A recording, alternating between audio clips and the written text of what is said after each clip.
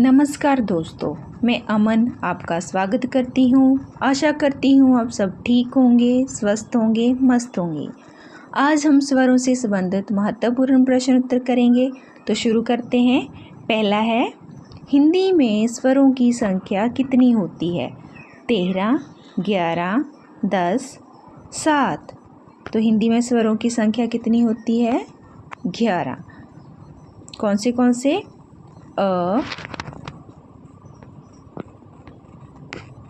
आ, ई, उ,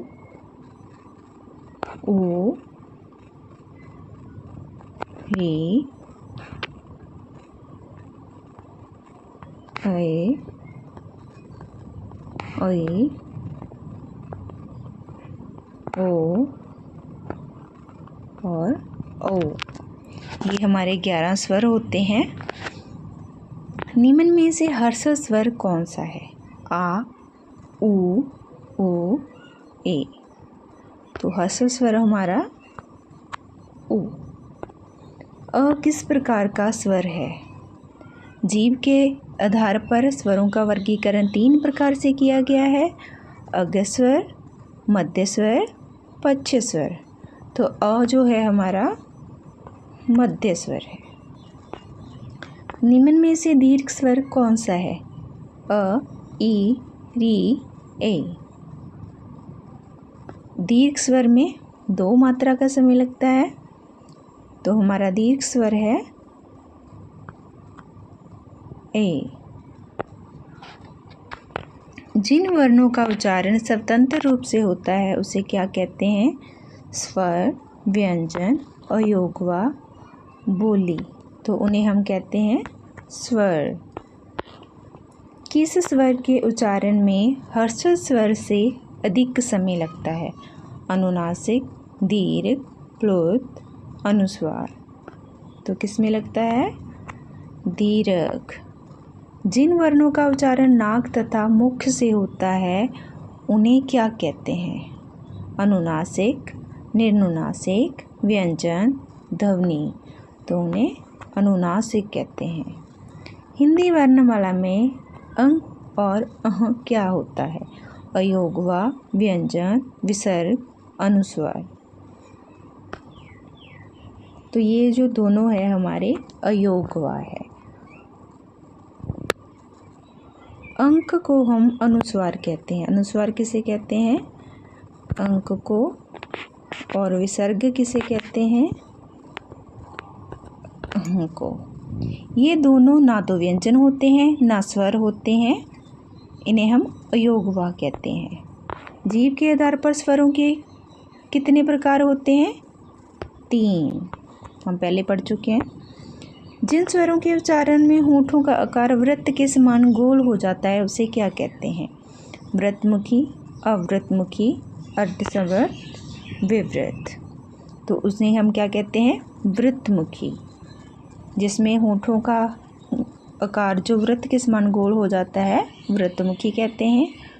और जिनके उच्चारण में होंठ गोल नहीं होते हैं उन्हें हम अवृत्तमुखी कहते हैं। तो उनको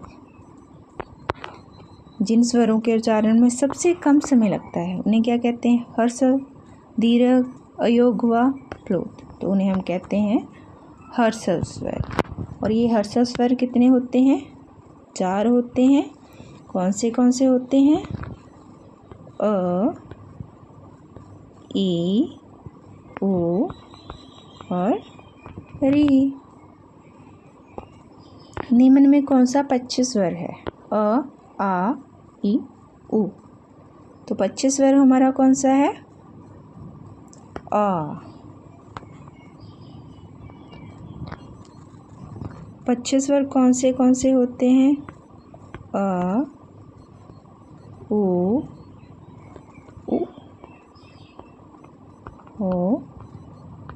ओ। निम्न में से कौन सा स्वर स्वरित है? ई, आ, ए, ऐ। तो कौन सा स्वर स्वरित है? ई। ई हमारा स्वरित है, स्वरित स्वर ई,